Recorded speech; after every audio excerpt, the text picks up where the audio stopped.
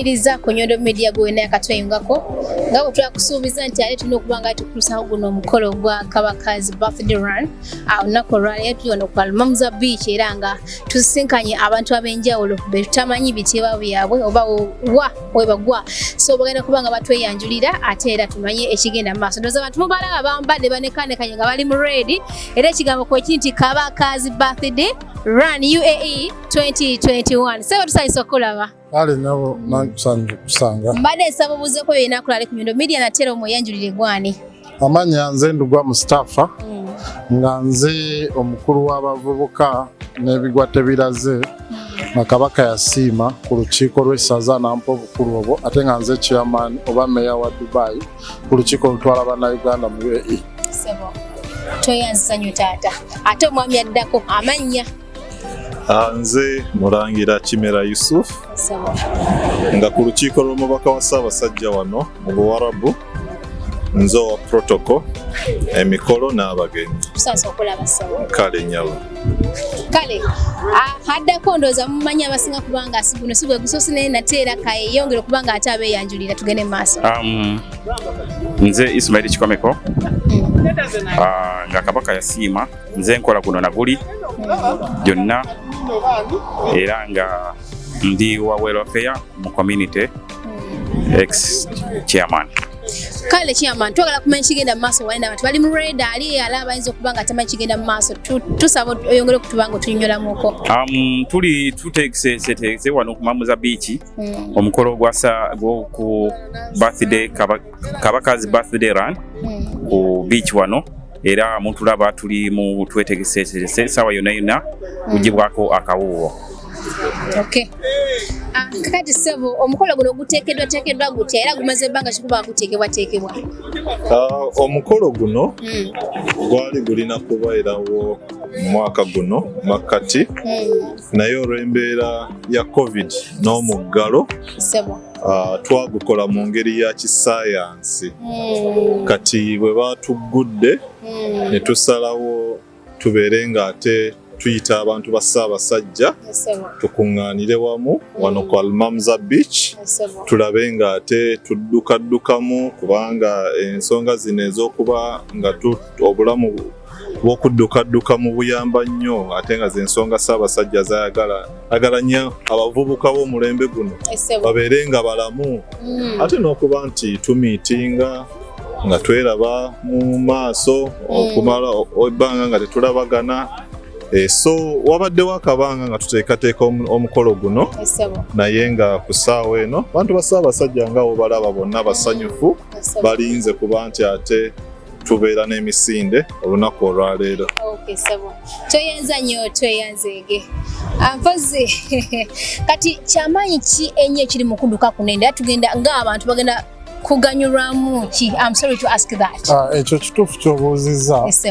Amazaalibwa ga Kabaka ag'omwaka guno nga lino essaza ly'omu Buwarabu twaseeseteese tubeere nga tusobola okuzimba enzizi oba okufunira abantu amazzi ag'okunywa amalungi kyekimu ku kigendererwa ky'emisinde gino n'okuba nga twezza obujja okusinziira ekiyongobero kye tubaddemu ekya COVID abantu bale tebakyasinkana tebakyabeera bonna twegamba twagala emisinde gino gibeere gya muzzaŋŋanda. Okay sebo tweyanziza nnyo tweyanzeege naye embiro zirina kutandika ssaawa mmeka kuba kati ssaawa eno ziri ssaawa 4:27 musuubira kutandika ssaawa nga mmeka? Embiro zino ndowooza mu ddakiika 10 okuva ku ssaawa zino z'ogambye tugenda kuba tuziflaginga off. Zirina kuba zitandika. Mulimu omuwanguzi? Omuwanguzi wa kutwala kimeme y'embuzi. Egenda kuva eri wano Dubai?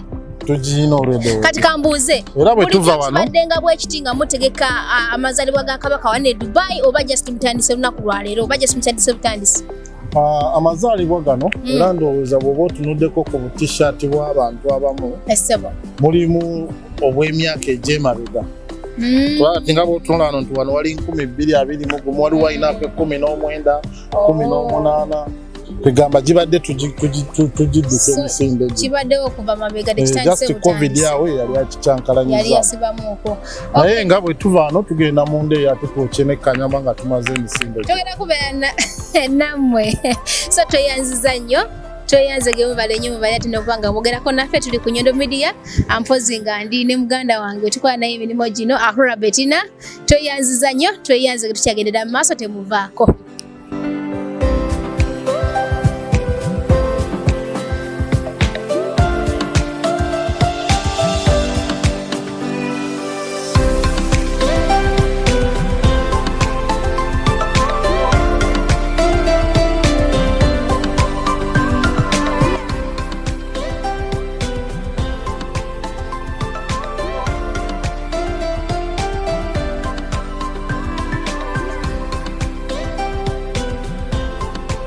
Ngokyali ku Nyondo Media ampozi nga tukyagenda mu maaso ate n'omukolo guno ogwa Kabaka's Birthday Run UAE 2021 ate tubadde tukyatambula wetusangidde omwami yagenda okuba nga atatweyanjulira na biki byakola tugende mu maaso tusanyisa okulaba ssebo nze nsinza okubasanga bannange amanya taata omukolo era nsanyusa okubalaba kale ssebo nawe bale guwoomera onyumidde mu karedi Kabaka's Birthday Run UAE nawe ogenda kudduka taata ndi mudduse nno era wowo neetegereza figa yakidduse eno nga nasimbudde wano emisinde nekyekutegeyita nkwata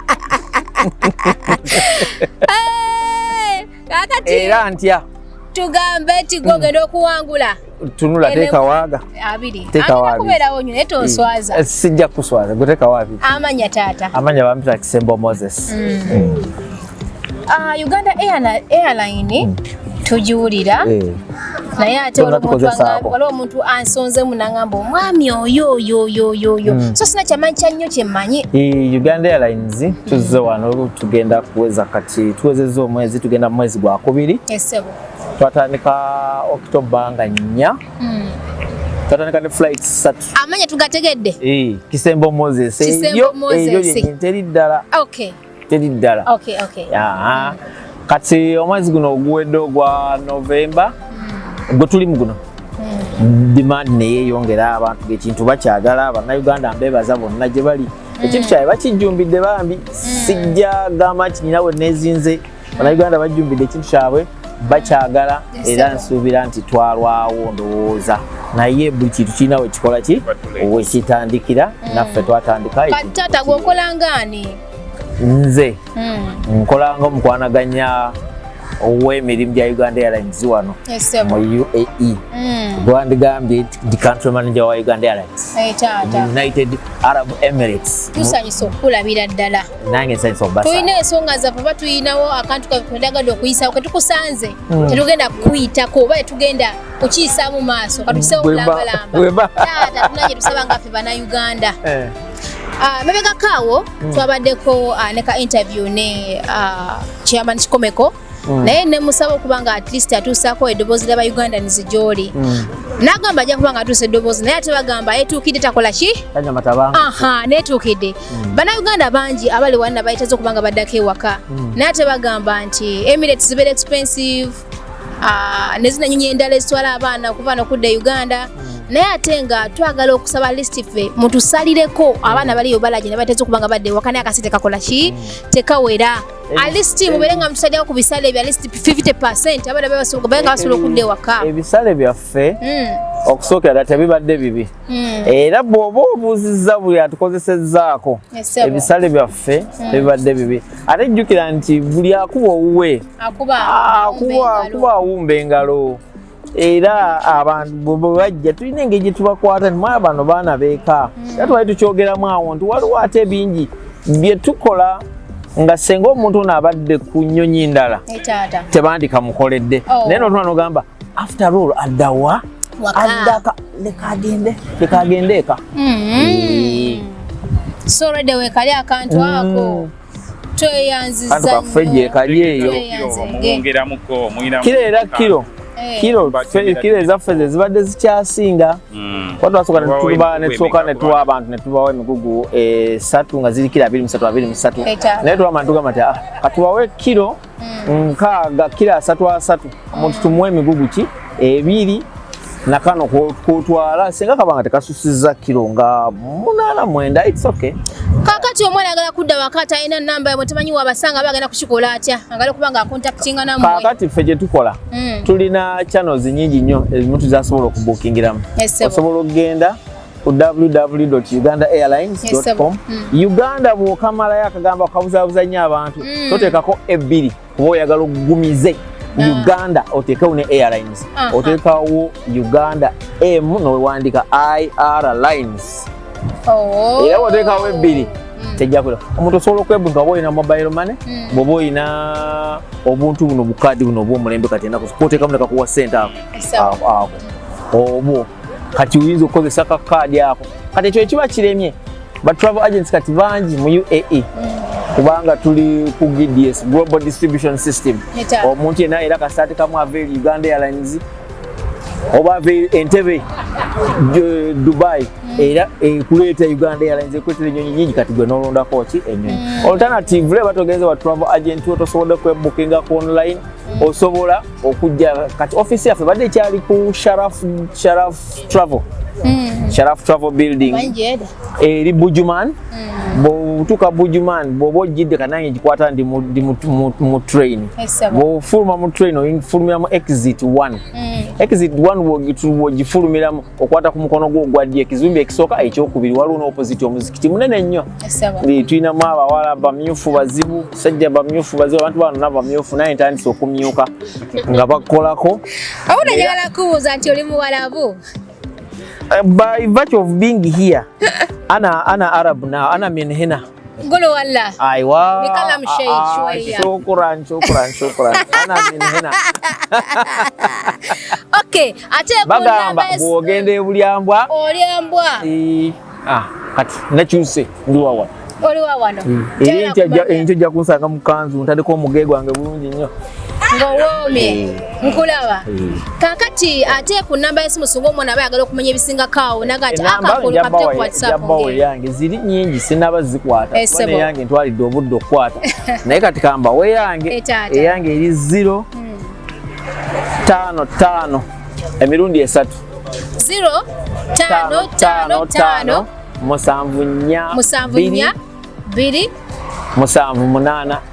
7 sogo wenanga oli ku Nyondo Media omwana yateze okubanga ate okozesa Uganda Airlines tulina okwewagiranga Uganda ate nga n'ebisale bigenda kuba birungi nnyo nga bwe mukiwulidde n'olw'ensonga esobola okujja ku namba y'essimu eyo oba endage gye bakwadde yasoose n'obeera nga ate obookinga air ticket. Tweyanze nnyo taata tweyanze ge mukuwuzika kuno eno bigambo bimeka 2 3 4 byogamba byenakola bali ku Nyondo Media tubenga tugalawo ati nkubeereza abantu mwagire ekintu kyaffe tulina okizimba. That is it. Ekintu kyaffe kino tokyataakingako kintu kirala kyonna. Uganda is Uganda.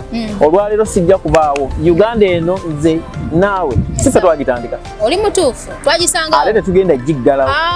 Twagisangawo tugenda kugireka ogenda mu maaso. Kati tokiteekako kintu kyonna toteekako kabata kabulu bandi kati bwe kirabe nti Uganda Airlines period era ogiwagire kubanga kikyusa ebintu bingi kuba tunulira nti kati Uganda Airlines ekintu ekimu ate kireta ssente mu ekonome yaffe Uganda gwe weebuunya lwaki dola kati eri stable Uganda kuba tulina ebintu tetutunulidde kofi eka tetutunulidde majaani gokka tutunulidde ebintu bingi ebireeta ki ebyo bicontributing factors ezo naye abantu tebakikola ki tebakimanyi ate tulina okwebaza nti Mukama atuweera ensi nnungi ogenda olwaleero n'ogenda mu forex bureau n'okyusa ssente nga terina kubuuziza olina biliyoni olina ki genda mawanga amalanga tambuddemuko oyingira ne bagamba minisita akuwadde kiiti olina kukyusa ssente bwe ziti leeta birth certificate nkyusa ssente zange lwaki mumbuuza ebyo byonna so bannayuganda kyembasaba tuwagire ebintu byaffe kale toyanze nnyo taata nayanze nnyo omukisa guno gw'omumpadde kambalinde tugamba mugenda kunsanga ye eri kaguwa abasigadde bonna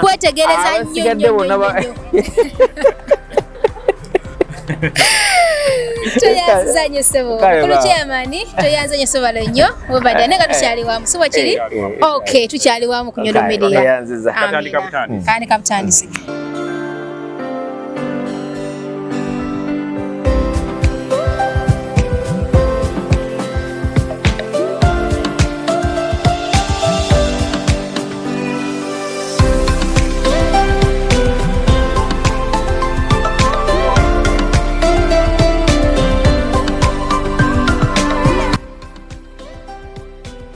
so go na tulaba nga tukyagendera mu maaso ate eno guno omukolo gwa Kabaka's Birthday Run UA 2021 amanya Nyondo Rozet lazima okujikiza nga ndi ku Nyondo Media Poze ne munagani amurabe so tusanso kulaba tata kale naye nsanso balaba tusaba weyanjulye ko yena kulaba amanya oyo amanya kanje ko mask amanya nza basi nsubuga mbaka wasaba sajja Kabaka mu Bwarabu nkulaba emisinde emyerere era mbadde njaga kulagako baana abato bamanye nti nkyaliko osobola okuwangula era sedduma y'endiga kirabika nze yange oba ya mumyuka wange kyakuvuganya kuba ngenda gyegabira kale taata amanya n'eddoboozi amanya bamuta Abdurrahim Bakasambe Omar ngaze mu myuka w'omubaka wa Ssaabasajja kitundu ky'Obuwarabu era nga nze atwala ekitundu kya Dubai ebiri tuliyita bendo mu ngeri yaffe ya Buganda nyabo kale kati ekintu kino eno kyeteekeddwa otya ebbanga lyonna tubadde mu kuvuganya tubadde mu kutendekebwa tubadde mu kwegezaamu kubanga nga bwekiwulidde kuliko seddume kimeeme w'embuzi buli muti nawulira nga agyepikirira yagadde agiwangule kale kati mbuzi n'endiga byonna kyekimu kati buli muti yenna nawulira nga yagadde okyewangulira kati okuvuganya kubadde kw'amaanyi omuntu awulira nti yeewulira amaanyi twakoze training emala kati essaawa zino tubuza akaseera katono nnyo singa oba ogiwanguleyo seddume y'embuzi oba ey'endiga ogenda kugitwala wa era ngenda kugizza tugisalesale n'abantu bafuwani tesuka wano tugirirawo mbeera nga ali Victoria yange naye nga tetugirira wamu tweyanziza nnyo taata webale nnyo webalidala naye nga kikyo gamba naye nga nalinali atalina laavu ya Kabaka ali yagamba kali wale ekyo nno munnange bansobye kubanga buli ggwanga lyonna lirina obuwanga bwabwo ate n'obwakabaka bwabwe tubakubiriza okubeera nga mwagala nnyo ensonga zikwatagana n'Ekabaka wammwe kubanga ye aliwo okubeera nga abuddaabudda n'okukumaakuma abantu okubeera nga babiri kintu eki kimu nga tasosodde oli Muganda oli Mukololo oli Mukiga oli Muki kasobeera ng'oli mu eriya ya Buganda ye akuba nga akuwa ekitiibwa era nga akwagala okubeera nga akusembeza sobole okubeera nga tukulaakulanira wamu so twagale nnyo ebintu bya Buganda batugambye basimbyeko essira ebyenkulaakulana tusobole okubeera nga tutuuka ku ntikko yaffe oyogedde bulungi nnyo tweyanziza nnyo tweyanzeege nze nesuza kulaba ng'otementa kubanga oyagala kubeera number 1 ngenda kulaba bwenti era ng'eriso liri ku ggwe bwenti kale tweyanziza nnyo taata obala nnyo bale ddala tukyali ku Nyondo Media gowe natulaba subscribing liking sharing content waffe gowe na akyali kunyo baby girl, where are you going? Come back here. By the way, what have you come to do here? Stand here. What is your name? My name is Faiza. Faiza? Yeah. Where is your mother? My mother. My mother is right here. What is her name? Ashley. Ashley. What have you come to do here? Run. To run? Are you serious? You're going to run, eh? Sebo tusaze kula tata je baleko wado tugambe kumanya go naye amanya Saalongo oba omukungu Saalongo Robert Kamuga nga nze Ssaabawandiisi wa essaza lya Ssaabasajja tata olunaku luno olweteekeddwa otya gwe nga gwe tuwuliddeko ku seddume y'embuzi oba ey'endiga eri wala eno wetesiteesa otya era olunaku tuli beeteefuteefu nnyo era tutaddewo seddume nga wookigambye nga oyo agenda okuba nga awangudde yagenda okuba nga atwala seddume aba agitwalawo nga amaze giwangula ayinza okugigabula abantu ye oba natwala ewaka oba natwala ewaka ku nnyonyi negenda e Uganda bazikiriza ogenda e Uganda bazikiriza ng'okozeseza gundi Emirates oba Uganda Airlines bazikiriza naye ng'omulamwa gwaffe wano okwawukanako n'ogwa Ssaabasajja oguli e Kampala nti twagala kusonda ssente kulaba nga tuzimba enzizi oba otufunira abantu amazzi amayonjo so gwe mulamwa lwaki tuze wano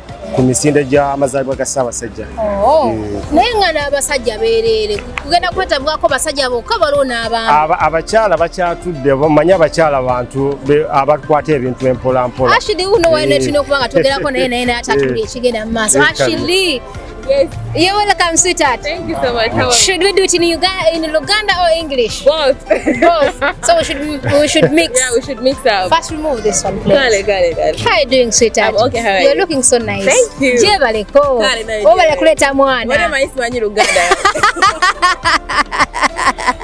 You know, I've never heard you speaking Luganda. All the time, the accent. I say, wow, where is this lady coming from? Oh, Luganda was special days like Gabriel. Yeah, actually, all in Uganda. Seriously? Yeah. Okulidewa. Hey, your story power to fail. Tujja kufuna unaku na Nyondo Media.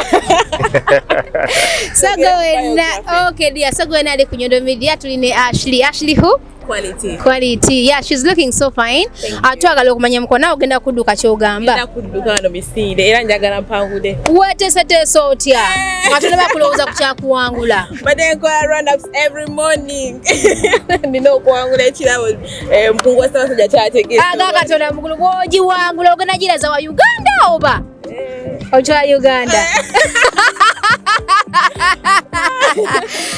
Ashley. So why you ebigambo bibiri oyo yenna atalina love ya Kabaka aliyo. There are some people thinking these things are just for granted. Why ekigambo kimu oba bibiri atubenga titugenda maaso. I think the most important is not about the love for Kabaka, but the most important is about the charity organization the charity that is being organized over it. Because narabenga theme iri ku okuyamba okufuna wells back in Uganda. So me, anything that comes with the humanity and helping out, I always make myself to be at a spearhead. So yes, Kabaka tumwagala nnyo. At the same time, we are on a mission of helping out, and Buganda Bumubu in UAE is actually doing a very great job when it comes to helping out the community. And it's a very good strategy and a very good thing to do. Thank you so much, dear. Welcome, and thank you so much for hosting me at Nyondo Media. You're doing a great work, and I hope it's gonna become more big and big. Yeah, thank you, dear. All right, thank you so much. I really love you so much. I love you too. Okay, we meet later. Okay, bye. Thank you so much. So kati kyekyo ndowooza. Tweyanza nnyo taata. Gwe natulabanga okyali ku Nyondo Media tukyagenda ddala mu maaso mpozi tulina watenda omwami gwe tusinkanye wano naye nga yeeteeseteese okubanga naye ataakola ki ngadduka so tubulyeko amannya. Amannya nze Nsubuga University omusajja wa Mamba ate nze nkulembera Bannauganda wano mu UAE United Arab Emirates nga mu lufuutifuuti yandibadde president wa Bannauganda. Tukulembera abakolera wano abasomera wano n'abo abawangalira wano. Tatusanyusa okulaba sometimes abaana babagala okubalabako n'okugalako namwe nenga bamba mwekwese obulira ludda bweyo osinze osangibwa tubeeramu era bangi bwe tusisinkana naye oluusi abamu batunoonya nga bali mu bizibu naye ate mu biseera ebisinga ne mu bizibu tubeerayo ne mu ssanyu tubeeramu mu mbaga tubeeramu mu kuzika tubeeramu kubanga community kye bayita community kitegeeza nti mubeeramu ebintu byonna essanyu n'ennaku byonna tubeeramu. So mu lufuutifuuti mwami kikomeko oguwadira mu bigere era bw'ata nange nenkwata naawe n'okwata kubeerako obulemeezi gamba nti ekintu okibeeramu kabani ku ndongo nina okubeera nga mutusaamu kituufu nti mutambulira ate nemubeera nga mukolera wamu mukwatagana ate mwepinze nga tubadde kugamba nti batugamba buwambi tandisobodde kubeerawo wano ate nga gwe omunda zewekono n'omwami toyanziza nnyo ssebo mwebale nyubalire ddala era tuli wano Almamuza tuzze ku Kabaka birthday run egenda kubaayo e Uganda naye naffe olwokuba nti lino ssaza lya Kabaka era n'abantu ba Kabaka basazeewo nga tulidduka olwaleero kale tatuyanza nnyo tweyanzeege tusiimidde ddala neesuuza okulabako ng'odduka emisinde jjo mwegiri era mingi ddala kale ssebo kale tweyanze.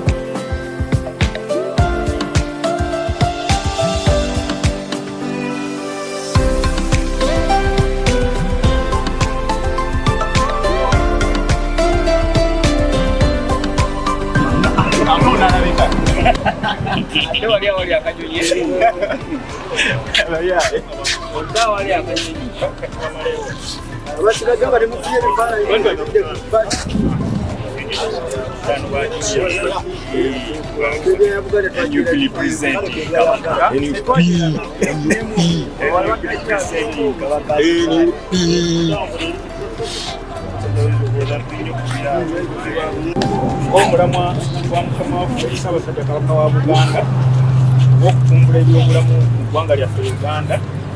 Guno omulamwa guli nti mukenenya era sente zibaamu zigenda kujjana enkola ya mukama waffe Ssaabasajja Kabaka genda okusimbula emisinde gino naye mukomeewo waliwo ekirabo eky'omuntu anaakolaki anaawangula bw'anaabanze embuzi njagyeekyo waliwo embuzi sekuma y'embuzi lwakuba twagisibidde mu bbaasa omuwanguzi ey'omuwanguzi n'owokubiri n'owokusatu owokubiri asooka owokubiri owokusatu mulina embuzi zammwe nawe tujja kusiima anaasemba naye mujja musiima. Tubeebaza nnyo okutuula emirimu gya Ssaabasajja Kabaka banne tubeere bumu twagalane ate tusobole okuba nga twekulaakulanya. Okwegatta ge maanyi. Okwegatta ge maanyi. Engongo ya pawa.